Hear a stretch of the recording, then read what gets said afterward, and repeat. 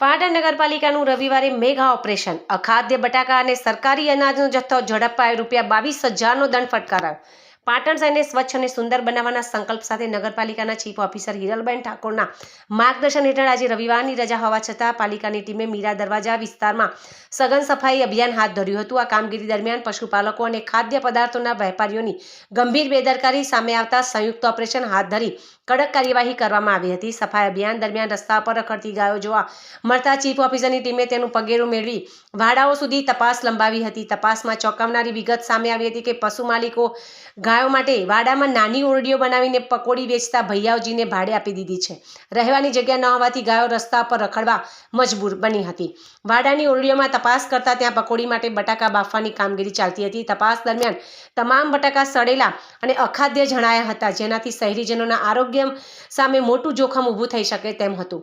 આ ઉપરાંત સ્થળ પરથી સસ્તા અનાજની દુકાનનું સરકારી મીઠું અને ચણાનો જથ્થો પણ મળી આવ્યો હતો। અખાદ્ય બટાકાનો જથ્થો જપ્ત કરી ફૂડ સેફ્ટી વિભાગને જાણ કરવામાં આવી હતી।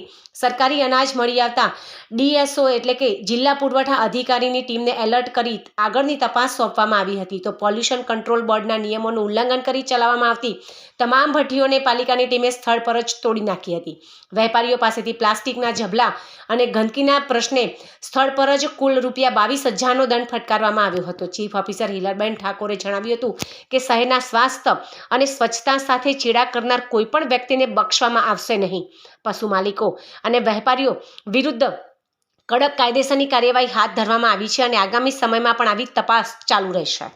આજે સવારે મીરા દરવાજા વિસ્તારમાં અમે સફાઈનું નિરીક્ષણ કરતા હતા તો ત્યાં રખડતી ગાયો જોવા મળી, એટલે નગરપાલિકાની ટીમ બોલાવીને રખડતી ગાયો બાબતની કાર્યવાહી અમે જ્યારે કરી રહ્યા હતા તો તે ગાયોના જે વાડાઓ છે તે વાડા માલિકોની અમે એ વિસ્તારની મુલાકાત કરતા લક્ષ્મીપુરામાં જ્યાં ગાયોના વાડા છે એ વાડાઓમાં રૂમો બાંધી અને ત્યાં ભાડે આપી દીધું છે અને ભાડે જે પાણીપુરીવાળા જે છે યુપીથી આવતા બિન ગુજરાતી લોકોને આપવામાં આવ્યું છે અને એ લોકો રોજ અહીંયા ચૂલાઓ સળગાવી અને ત્યાં પાણીપુરીનો તાવડો માંડી અને કામગીરી કરતા હોય છે।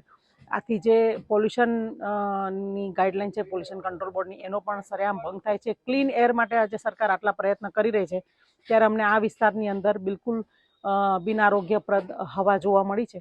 આથી નગરપાલિકાની ટીમે અહીંયા વિઝિટ અને રેડ કરતા અમને અહીંયાથી ઘણી બધી બાબતો જોવા મળી, જેમ કે કંટ્રોલનું મીઠું પણ એ લોકોના પાસે હતું અને ચણા પણ એ લોકોના પાસેથી મળી આવ્યા।